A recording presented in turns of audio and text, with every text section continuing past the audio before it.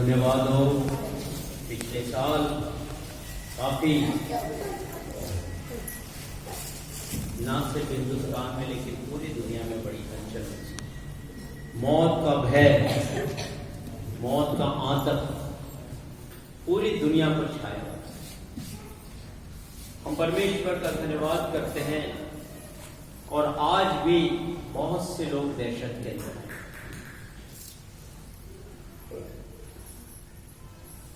शुक्र करते हैं प्रभु का कि आज हम जो जीवित हैं और बच गए हैं, हम प्रभु का धन्यवाद करते हैं। भजन संहिता 91:3 में लिखा है, मैं तुझे महामारी से बचाऊंगा, और उसने हमें बचाया। मैं आपको बताना चाहता हूं, आज जो वचन पढ़ा है भजन संहिता 46, कुछ कह रहे परमेश्वर, वो हमसे बातचीत कर रहा है।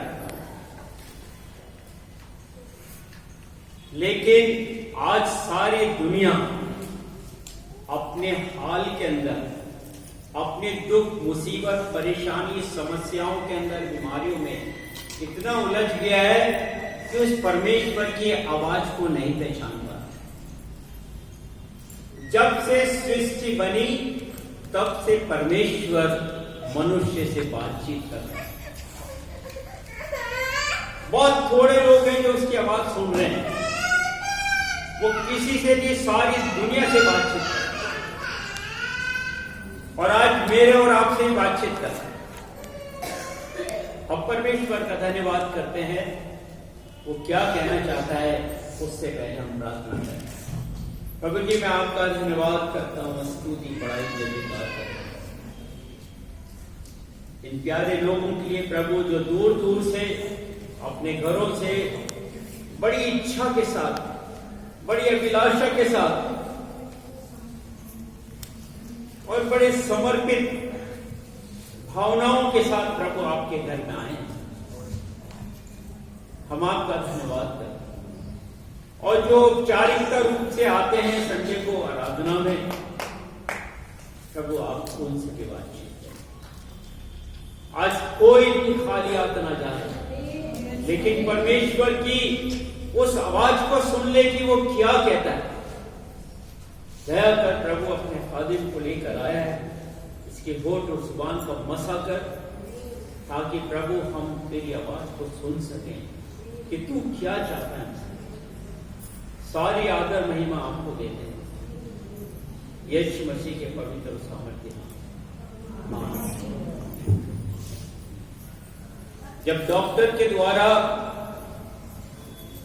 ये बोला जाता है फलाना फलाना शख्स को कैंसर हो रहा है, तो क्या हलचल होती है घर के अंदर?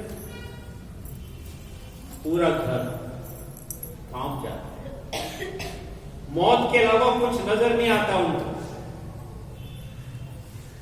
जितना पैसा है, जितना ऑर्नामेंट्स है, जो कुछ बेचना चाहते बेचते हैं। इलाज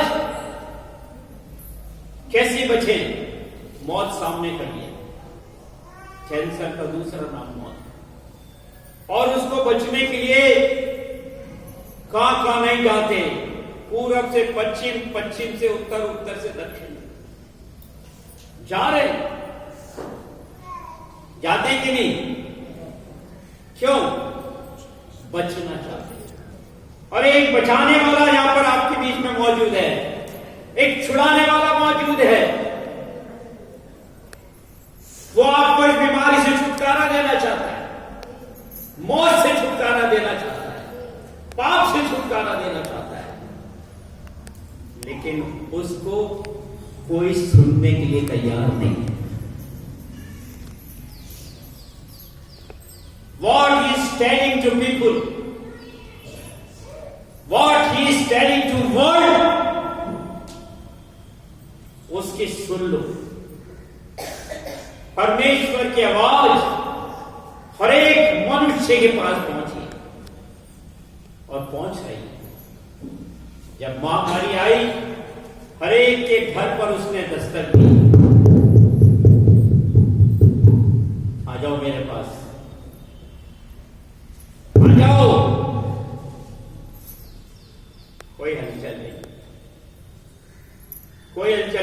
मीडिया हो रहा है, नो डिस्टेंसिंग, नो मास्क, कोई परवाह नहीं।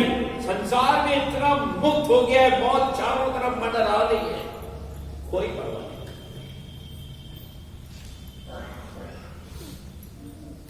अनगिनत लोग जब हम न्यूज देखते थे तो रोते थे,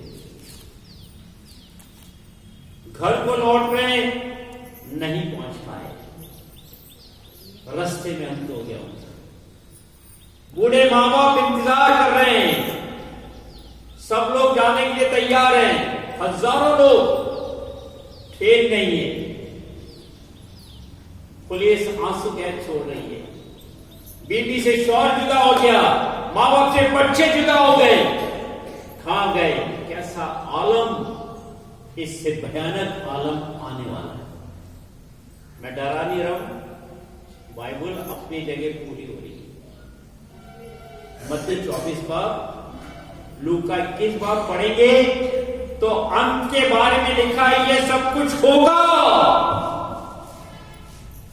फिर हमारे कान क्यों नहीं खुलते हैं? ये वचन के द्वारा हर दिन परमेश्वर की आवाज हम सुनते हैं। This is the living word of God.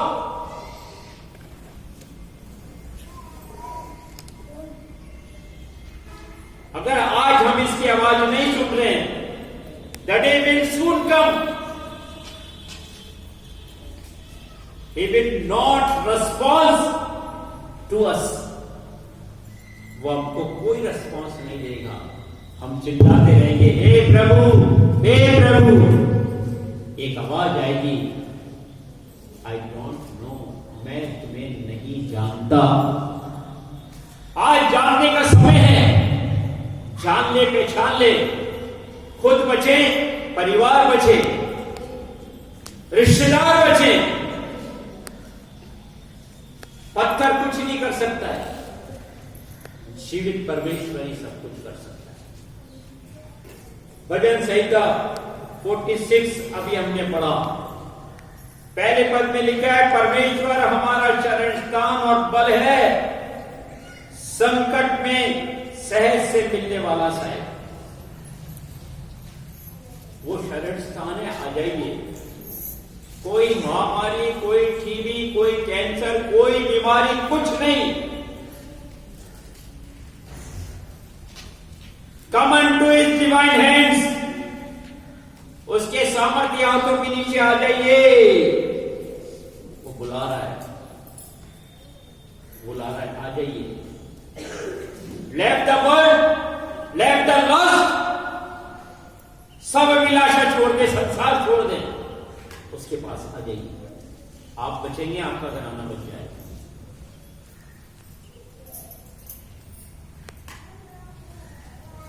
आज इंसान अपनी खुशियों में जीना चाह रहा है। कौन खुशी बनाएगा? मौत का आलम इस दुनिया पर मंडरा रहा है, किसी को कोई चिंता नहीं। बहुत से लोग आते हैं शरीर की चंगाई के लिए। ये शरीर नाशवान है, मट्टी से बना है, मट्टी में मिल जाएगा। 60, 70, 80 साल, 90 साल गारंटी देता परमेश्वर। उसके बाद कुछ नहीं, एक जजमेंट है, न्याय है। लेकिन आत्मा का क्या होगा? क्या होगा आत्मा का? ये शरीर तो पांचों तत्व में मिल जाएगा। आत्मा का क्या होगा? वो नरक की आग में पीड़ा पाएगी, अनंत अनंत अनंत तक, जिसका कोई अंत नहीं है। अनंत तक हम इस शरीर के लिए भाग रहे हैं, इसको दूध मलाई मक्खन खिलाने तैयार कर रहे हैं। एक करुणा आया, एक छुट्टी, 1 सेकंड में छुट्टी। अजीजों, पूरी बाइबल भरी पड़ी है। हम परमेश्वर का धन्यवाद करते हैं। चाइना की एक लेबोरेटरी के अंदर इसको तैयार किया। चमगादड़ न खाने के लिए बाइबल मना करती है, लेकिन फिर भी लोगों ने चमगादड़ खाई। लेबे भविष्य 11 अध्याय उसका 13 से 19 पद में लिखा है कौन कौन सी चीज खाना है, कौन सी चीज नहीं खाते। खाने से नुकसान हुआ, पूरी दुनिया मरी, वायरस पैदा हुआ, वायरस पूरी दुनिया में फैल गया। जिस चीज के लिए परमेश्वर मना करता है, मनुष्य उस चीज को कर रहा है, भुगत रहा है। और हम देखते हैं वहां पर लेवीवस्था 11:13 से 19 के अंदर लिखा है ये काम मत करना। लोगों ने किया, परमेश्वर का गजब उनके ऊपर नाजिल हुआ। एक मछली पूरे समुद्र को गंदा करने के लिए बहुत है। चाइना में जो कुछ गलती हुई, उस गलती का पूरी दुनिया ने भुगतान उठाया, पूरी दुनिया। फिर हम बाइबल को देखते हैं, पाप से परमेश्वर नफरत करता है। पाप बढ़ गया, इतना बढ़ गया, बाइबल कहती है जेनेसिस 6 अध्याय 5 से 8 पद के अंदर, अब मैंने इस दुनिया को नाश करने के ठान लिया है, क्योंकि इनका पाप मेरी दृष्टि में इतना बढ़ गया। जब जब पाप आया, परमेश्वर के हुजूरी में पहुंचा, परमेश्वर ने एक निर्णय लिया, मैं अभी संसार को नाश करूं। और हम देखते हैं नूह के डैम के अंदर सिर्फ 8 प्राणी बचे और सब कुछ नाश हो गया। 120 साल तक धर्म का प्रचारक नूह प्रचार करता रहा, लेकिन किसी ने कोई रिस्पॉन्स नहीं किया, कोई रिस्पॉन्स नहीं मिला। और उसका अंदाज क्या हुआ कि पाप सदा के लिए मनुष्य को इस संसार से ले गया। रिवाइवल आया, लेकिन क्या हुआ? नूह दरवाजा खोल दे, अंदर से आवाज आती है, जिस दरवाजे को परमेश्वर ने बंद किया है अब मैं नहीं खोल सकता। सब बह गए, सब मर गए, सब नाश हो गए। सदोम और गमोरा 18 उत्पत्ति 20 के अंदर लिखा है, पाप बहुत बढ़ गया सदोम और गमोरा का। इतना पाप बढ़ गया कि परमेश्वर ने उसे गंधक और आग से जलाना चाहिए, लेकिन अब्राहम के भतीजे को उसने बचाना चाहा, अब्राहम से शेयर किया।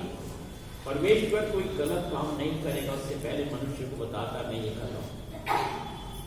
और हम देखते हैं उस पाप के कारण गंधक और आग से सदोम और गमोरा जलाया गया।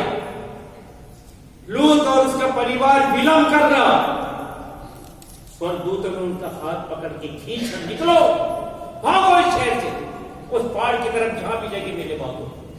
टाइम हो गया परमेश्वर। आज तक उस जमीन के अंदर बंजर है। सदोम और गमोरा में आग और गंधक डालकर उस जगह को जलाया गया।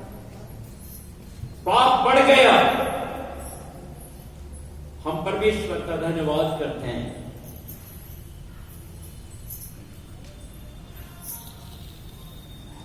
फिर हम देखते हैं गिनती 13 अध्याय के अंदर 25 से 33 पाप बढ़ा, परमेश्वर ने मरी भेजी, वहां पर भी नाश हो गए कितने लोग। हम परमेश्वर का धन्यवाद करते हैं। जहां जहां पाप बढ़ा, परमेश्वर का दंड उसी वक्त प्रकट हो गया। पूरी बाइबल ओल्ड टेस्टमेंट इस बारे में बताती है।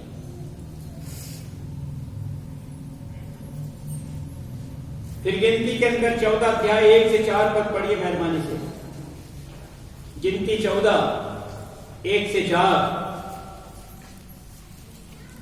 तब सारी मंडली चिल्ला उठी और रात भर में लोग रोते ही रहे, और सब इस्राएली मूसा और हारून पर बुड़बुड़ाने लगे। और सारी मंडली उनसे कहने लगी, भला होता कि हम मिस्र ही में मर जाते या इस जंगल ही में मर जाते। यहोवा हमको उस देश में ले जाकर क्यों तलवार से मरवाना चाहता है? हमारी स्त्रियां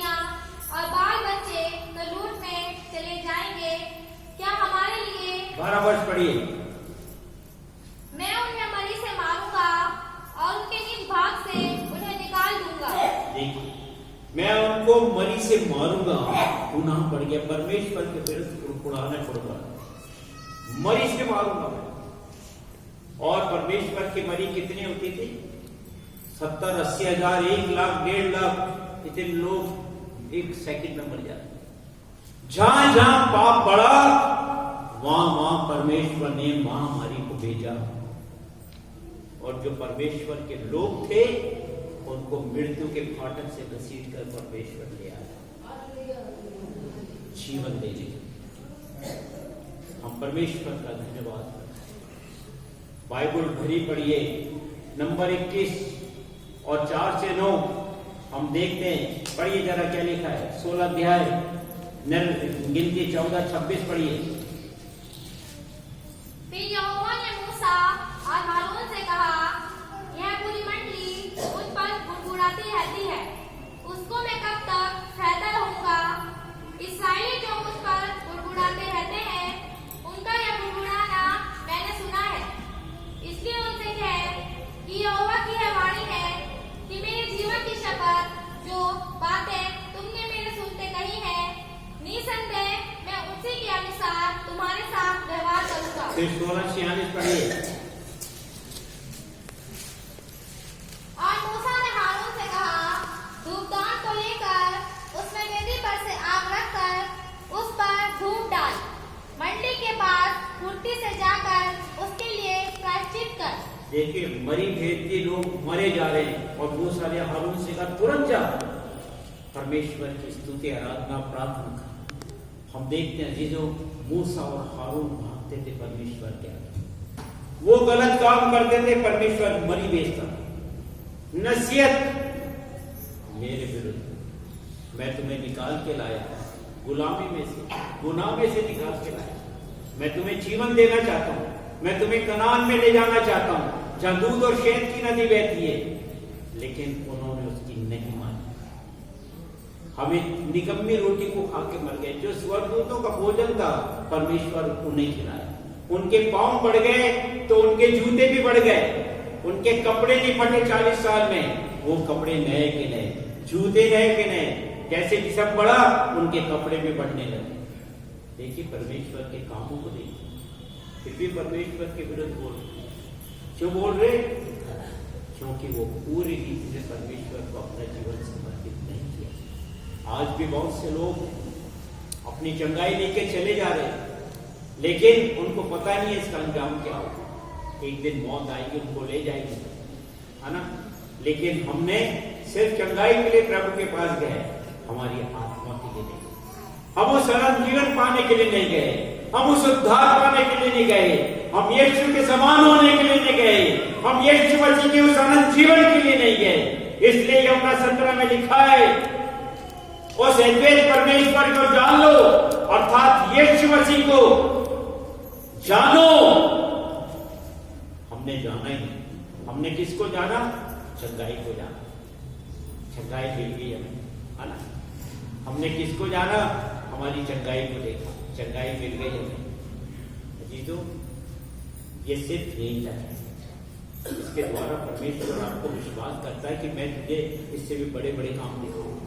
मेरे पास आ जाए, पहले मुझे जान ले कि मैं कौन हूं, लेकिन हम उसको नहीं जानते। हमें चंगाई करने वाले परमेश्वर को जानते हैं। अजमेर में एक पास्टर साहब रहते हैं, अगर आप उनकी सेवा देखो तो शायद आपके कान की कीड़े जड़ जाएंगे। अब तो वो रिटायर हो गए, नौकरी करी उनने रेलवे के अंदर।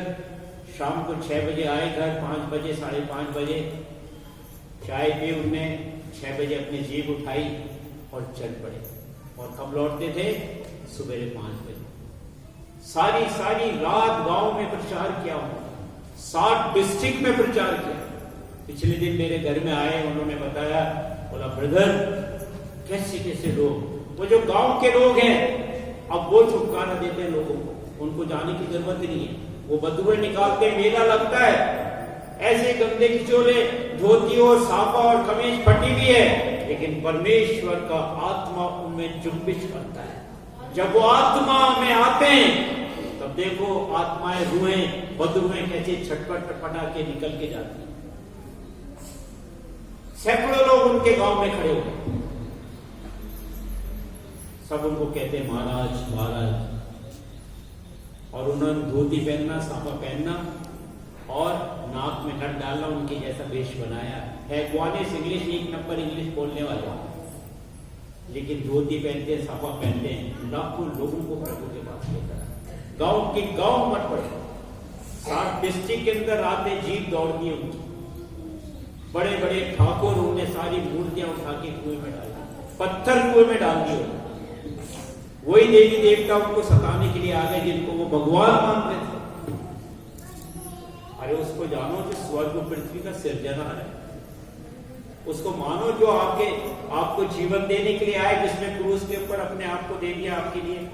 है कोई आपके लिए उंगली कटवा के आपके लिए कोई आपको जीवन देने के लिए तैयार? वो आया, उसमें कोई दोष नहीं था, उसमें कोई पाप नहीं था। कैसा परमेश्वर था। हम परमेश्वर का धन्यवाद करते हैं।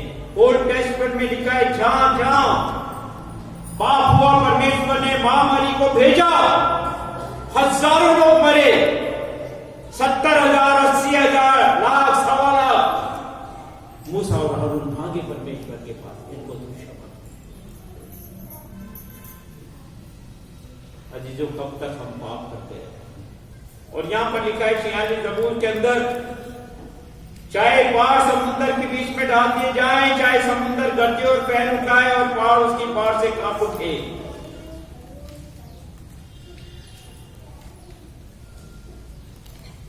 जब सब कुछ ऐसा हो जाए, वो कहता है जाति जाति के लोग झल्ला उठे, राज्य राज्य के लोग डगमगाने लगे, वे बोल उठे, पृथ्वी पिघल गई। सेनाओं का यहोवा हमारे संग है, याकूब का परमेश्वर हमारा ऊंचे। आओ यहोवा के महाक्रम को देखो, उसने पृथ्वी पर कैसा कैसा उजाड़ किया। तो बाइबल में लिखा है, पृथ्वी की छोर तक लड़ाइयों को मिटाता, धनुष को तोड़ता है, भाले को 2 टुकड़े कर डाल देता है, रथों को आग में झोंक देता है। चुप हो जाओ और जान लो कि मैं ही परमेश्वर, मैं जातियों में महान हूं, मैं पृथ्वी भर में महान हूं। कौन जानता उसको? अग्नि से लोग जानते हैं। आप काय के लिए आए ना? पास्टर साहब, हमारे घर में ऐसा हो रहा है, हमारी इस बेटी के अंदर ऐसा आता है, हमारे घर में इस तरह की हरकत हो रही है। अरे उसको जानो, परमेश्वर को। वो क्या कह रहा है? मैं जातियों में महान, मैं पृथ्वी भर में महान हूं। चुप हो जाओ, जान लो मैं परमेश्वर। आप जानते हैं, वो सारे धर्मों से प्यार करता है, हिंदू, मुसलमान, सिख, ईसाई, कोई भी हो, कि अगर दिल से उसके पास आए, उसको जानो तो सही कौन है वो। जातियों में महान है, पृथ्वी भर में महान है। स्वर्ग और पृथ्वी इसकी आवाज सुनते हैं। जब समुद्र के किनारे इस्राएली लोग 6 लाख तो मर्दों की गिनती थी, और तुम बच्चों की लगा लो कितनी है। मिस्र के पीछे से सेना उनके पीछे उनको लेने आई, उनको वापिस से मारने के लिए आई। मूसा प्रार्थना कर रहे, परमेश्वर ने कहा बंद कर प्रार्थना। हर समय प्रार्थना की जरूरत नहीं है, स्टेप लेने की जरूरत है अपने जीवन में, आगे बढ़ने की जरूरत है। उसने कहा आगे बढ़, और लाठी को समुद्र की तरफ बढ़ा दे। जैसे बढ़ाए, समुद्र के 2 भागों, सारी 20 लाख जो लोग थे इस्राएली मिस्र से निकले थे, सब रास्ते में जैसे उन्होंने पानी डाला, ऐसा डाला पानी जैसे कोई सूखी जमीन की गई। उस परमेश्वर को लाजर की बहन रो रही है, प्रभु अब तो 4 दिन हो गए, उसमें से सड़ा कर बदबू आ रही है। उसने कहा पुनरुत्थान और जीवन में हूं, क्या तुम मुझे नहीं जानती? जो मुझ पर विश्वास करता है वो मरता नहीं है बल्कि जीता है। कहा रखा है तुमने उसको? प्रभु तू चल कर देख ले। उसने कहा पत्थर को हटा। उसने कहा हे प्रभु, मैं तेरा धन्यवाद करता हूं, तू सदैव मेरी सुनता है। उसने कहा लाजर निकला। 4 दिन का सड़ा हुआ लाजर, कैसी उसका सड़ाहट बदबू थी, 1 सेकंड के अंदर खत्म हो गई और वो कफन के साथ कब्र में से बाहर आ गया। उस परमेश्वर को जानो, उस परमेश्वर को जानो जो कहता है मुझे जीवन देने का और जीवन लेने का भी अधिकार है। ये छोटी मोटी उसके लिए बताओ, उसने मुझे चंगाई कर दी, उसने मुझे ये कर दिया, उसने मुझे वो कर दिया। वो आपको जीवन देना चाहता है, वो आपको उद्धार देना चाहता है, वो आपके घर में निवास करना चाहता है, वो आपके जीवन में आना चाहता है, आपके परिवार को बचाना चाहता है, आपके समाज को बचाना चाहता है। वो कहता है पहले मेरे धर्म और राज्य की खोज कर लो, रोटी कपड़ा मकान सब चीजों को आपको दे देगा। मैं गवाही देता हूं, 1 साल में घर में बैठा रहा, 1 साल किसे कहते हैं 12 महीने, मेरा 8 महीने का किराया, घर का खर्चा, मेरे 4 जने, 2 बच्चे, बीवी, कम से कम 30-35 हजार का महीने का खर्चा है। हमने कभी मकान मालिक को नहीं कहा साहब 2 हफ्ते के बाद हम किराया देंगे, 1 हफ्ते के बाद देंगे या इस महीने देंगे नहीं। ठीक समय पर परमेश्वर ने हमें किराया दिया। 10 दिन पहले हमें किसी के आगे कोई हाथ फैलाने की जरूरत नहीं पड़ी। 1 साल कैसे परमेश्वर ने, ठीक मार्च में गया था 21 मार्च को, और मार्च में पहली बार आपके खतौली शहर में यहीं से गया था वापिस अजमेर लुधियाना होते हुए और फिर आपके यहाँ पर आया। 1 साल तक उसने मेरे को, मेरे बीवी बच्चियों को खिलाया और इतनी आशीषें दी जितनी आशीष जीवन में कभी नहीं मिली। मैं बता नहीं सकता, गिन नहीं सकता। क्या झूठा समझते हो उसको? वो जो कहता है, तो मैंने पूछा प्रभु तो उस परमेश्वर को हमें दिखा पिता को। अरे जिसने मुझे देखा उसने पिता को देखा। तू नहीं जानता है, तूने नहीं देखा पिता को? उसने कहा कब तूने मुझे नहीं देखा? उसने कहा बस जिसने मुझे देखा उसने मेरे बाप को देखा, परमेश्वर को देखा। यीशु मसीह परमेश्वर, वो जो पुराने नियम का यहोवा था वही न्यू टेस्टामेंट में यीशु मसीह होगा। क्यों आप इन छोटी मोटी चीजों के लिए उसको जानो? कहता है चुप हो जाओ और जान लो मैं ही परमेश्वर। कौन है वो?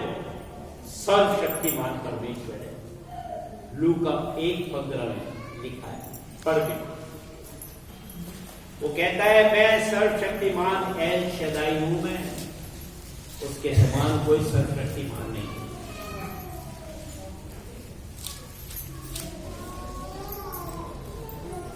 बड़ी जल्दी से,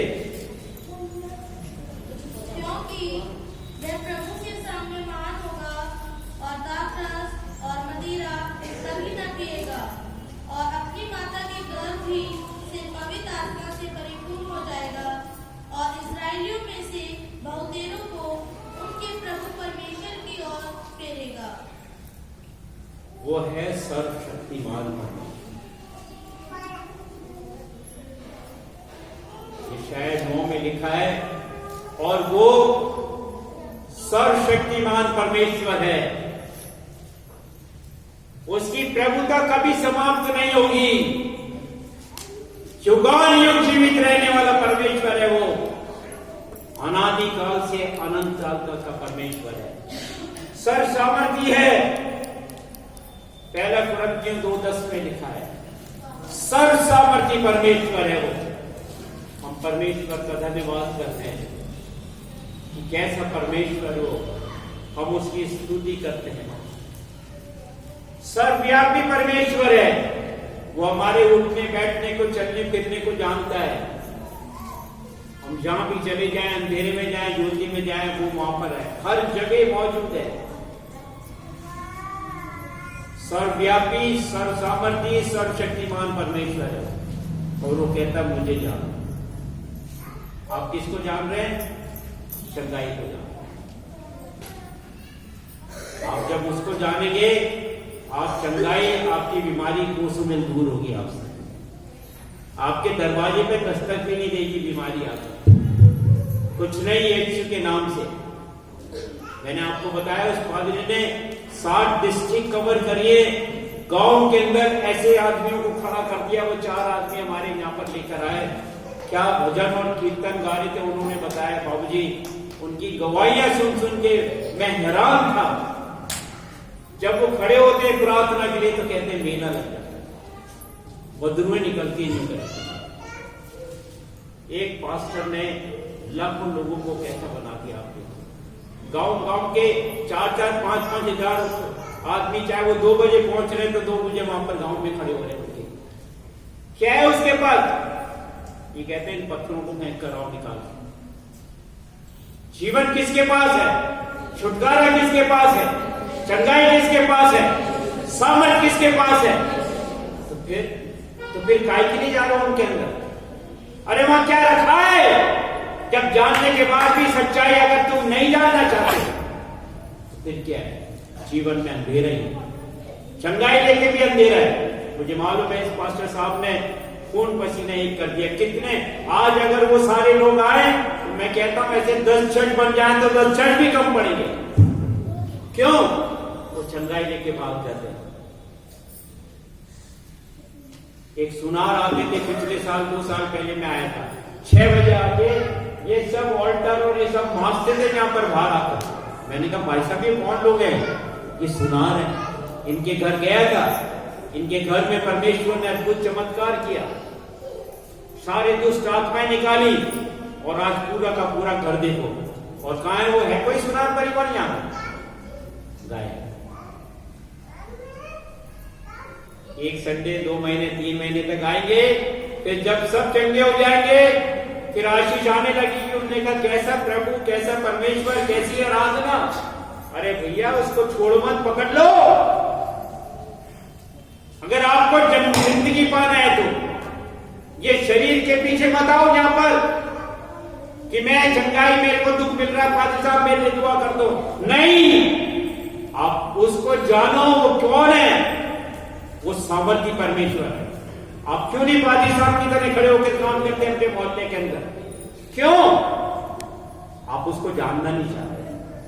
जिस दिन आपने जान लिया आपके घर पर मेला लग जाएगा, मेला। हजारों लोग आपके घर आ जाएंगे। क्यों? क्योंकि अब आपने उसको अपने जीवन का प्रभु बना लिया। गांव में ले जाते हैं मेरे को प्रचार करने के लिए। जिन जिन परिवारों में काम किया है वो परिवार वही के वही हैं। उनके परिवारों में कई लोग आए उसके अंदर, लेकिन कुछ लोग बस वो चंगाई लेके बैठ गए। आते हैं बहुत सारे लोग, टेम्पू में आते हैं, गाड़ियों में आते हैं, अच्छे हैं, लेकिन सब नहीं। हम परमेश्वर का धन्यवाद करते हैं जी। वो परमेश्वर ऐसा परमेश्वर कहां मिलेगा जो कहता मर्डर में तेरे संग है, इधर उधर मतदान में तेरा परमेश्वर हूं, मैं तेरी सहायता करूंगा, मैं तुझे दृढ़ करूंगा, मैं तुझे संभाले रखूंगा। अरे वो मां से भी बढ़कर है, बाप से भी बढ़कर है। तो ऐसे परमेश्वर से क्यों नहीं निपट जाते हो? क्यों नहीं उसके पांव में गिर जाते हो सुबह उठ के कि परमेश्वर तू मेरे जीवन का स्वामी बन जा, तू मेरे घर का स्वामी बन जा, ताकि मैं भी खड़ी होकर हजारों लोगों को बता सकूं। यहां चंगाई देने के लिए आते हैं, चंगाई के लिए बताइए, आइए उद्धार पाने के लिए। और परमेश्वर से कहिए परमेश्वर मेरा उद्धार करके मेरे जीवन का स्वामी बन जा, मेरा प्रभु बन जा। और जिस दिन वो ऐसा हो जाएगा आपके जीवन में देखिए, यशायाह 54 में लिखा है मत डर, तेरी आशा फिर न टूटेगी। फिर कहता है यूहन्ना 16:20 में आपके शोक आनंद में बदल जाएंगे। वो फिर कहता है भजन संहिता में 30:7 में आपके विलाप को वो नृत्य में बदल देगा। प्रकाशित वाक्य 7:7 में लिखा है वो आपके आंखों के आंसू पहुंच देगा। इतना प्यारा परमेश्वर। अरे वो कोई आता है क्या? पत्थर आंसू पहुंचता है क्या? है? पत्थर विलाप को नृत्य में बदल देगा? नहीं बदल सकता। वो परमेश्वर कहता है चुप हो जाओ और जान लो मैं परमेश्वर। और हम देखते हैं चीजों उसके जानने के लिए क्यों कहता है, क्यों महामारी आ रही है, किस लिए आ रही है? क्योंकि पाप जो है ना हमने किया है, और पापों का दंड तो हमें मिलेगा। लेकिन परमेश्वर का धन्यवाद हो यीशु मसीह का, जिसने हमारे सारे अधर्म को, हमारे अपराधों को, हमारे पापों को, हमारी लानत को, हमारे श्राप को, हमारी बीमारियों को, हमारी सारी चीजों को उसने अपने ऊपर ले लिया। उसने वो दंड हमारे लिए ले लिया, हमें तो छुटकारा दे दिया। अब हमें सिर्फ विश्वास करके उसके ऊपर आगे बढ़ना है, उस विश्वास में आगे बढ़ना है। अगर आप ऐसे ही करते रहे, ये प्रार्थना कर दो, वो प्रार्थना कर दो, ऐसा हो जाए, वैसा हो जाए, तो इसका मतलब वो आपके जीवन का प्रभु नहीं है। आज भी आप भिखारी हैं, मांग रहे हैं किसी से। भिखारी मत बनिए। आप कहिए, प्रभु तू मेरे जीवन में आ जा, मेरा स्वामी बन जा, मेरा प्रभु बन जा, मेरा उद्धार हो जा। आप देखिए, फिर आपको कुछ करने की जरूरत नहीं। आप अपने घर, अपने घराने में, अपने पड़ोसियों में और अपने लोगों के अंदर आप चमकने लगो। आप दूसरों की सहायता करो। क्यों स्वार्थी बने वो? आज कितने लोग हैं जो इस संसार के अंदर रो रहे हैं, जिनके आंसू पहुंचने वाला कोई नहीं है। आज कितने लोग हैं बीमार हैं, उनके पास दुआ करने वाला कोई नहीं है। आज कितने लोग हैं अपनी परिस्थितियों में फंसे हुए हैं, वो निकल नहीं सक रहे। आप जाइए वहां पर। आप कब जाएंगे? जब आपके जीवन का वो प्रभु बन जाए। क्यों ये सब कुछ हो रहा है? पाप। आज पाप हमारे जीवन में है, इसलिए हमें दूसरों के सामने हाथ फैलाना। विश्वास करिए ना उस पर। आपके पापों के लिए तो मरा। वो कहता है मैं किसी धर्मी के लिए नहीं, पापियों के लिए संसार में आया। आप उस पर विश्वास करिए। जगह उसके पास गया, उसने विश्वास किया। सामरी औरत उसके पास गई, उस पर विश्वास किया। पापनी स्त्री उसके पास गई, उस पर विश्वास किया। क्या हुआ? उनका छुटकारा हुआ, उनका उद्धार हुआ और वो परमेश्वर के लिए गवाह बन गए। क्या आप बनना चाहते हैं आज ऐसा? है? हम परमेश्वर का धन्यवाद करते हैं। अपने आप को शुद्ध करना है, पवित्र करना है उसके लहू से। और जब पवित्र हो जाएंगे, शुद्ध हो जाएंगे, बाइबल में लिखा है, पहला यूहन्ना 1 वहां पर, दूसरे कुरिन्थियों 7:1 में लिखा है, तो आओ अपने आप को शरीर और आत्मा की सब मलिनता से शुद्ध करें, परमेश्वर के भय में बने रहें और पवित्रता को सिद्ध करें। पहला यूहन्ना 1:9 के अंदर रखा है। यदि हम अपने पापों को मान लें और पापों को क्षमा करने में और अधर्म से शुद्ध करने में वो विश्वास योग्य और धर्मी है। अजी जो करना ही क्या है इसके अंदर? कोई प्रस्ताव तो करना नहीं है, कैलाश पर्वत पर चढ़ना नहीं है, वहां जाके कोई हरिद्वार में डुबकी लगाने नहीं है। या तो जहां बैठे हो, किचन में हो, घर में हो, पलंग पर हो, कहीं पर हो, बैठ के कह दो प्रभु मुझ पापी पर दया, तो मेरे जीवन का स्वामी बन जा। विश्वास करिए, वचन पढ़िए, संगति में आइए, परमेश्वर अद्भुत रीति से आपके जीवन में काम करेगा, है ना? तो जीवता तो कहलाता है पर है मरा हुआ। अपने अपराधों और पापों के कारण तो मरे हुए। जब तक हम मन नहीं फिराएंगे तब तक हमारी यही दशा चलती रहेगी, तब तक यही चलती रहेगी। पानी और तेल लाते रहिए, आप चलती रहेगी। आप अपने जीवन का प्रभु बना लो ना उसको। जिस दिन आपका प्रभु बन जाएगा उस दिन आपका उद्धार हो जाएगा। आप जाइए, खड़े होकर प्रचार करिए लोगों के अंदर। डरने की जरूरत नहीं है, परमेश्वर आपके साथ है, परमेश्वर आपकी सहायता करेगा। हम परमेश्वर का धन्यवाद करते हैं। हम सचमुच में बाइबल में लिखा है कि देखो जाग मुर्दों में से जी उठ, तब परमेश्वर की ज्योति तुझ पर चमकी। जब पाप हमारे जीवन में आता है तो हम मरे हो जाते हैं। कोलसियों में कहता है 5 के अंदर, क्या कहता है? मुर्दों में से तो मसीह की ज्योति तुझ पर चमकेगी। परमेश्वर का उजाला हमारे जीवन में आएगा, और जब वो उजाला हमारे जीवन में आ जाएगा, लोग हमारे जीवन में देखेंगे इसके अंदर नूर है, इसके अंदर ज्योति है, हमारे पीछे भागेंगे। हम परमेश्वर का धन्यवाद करते हैं। कितना बड़ा कार्य परमेश्वर हमारे करने के लिए तैयार है ना? और इसलिए परमेश्वर कहता है, इस कारण उसने परमेश्वर को जाना।